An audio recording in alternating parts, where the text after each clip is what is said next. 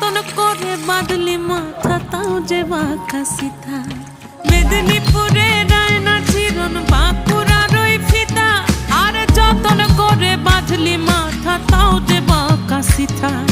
পেছ পাড়ি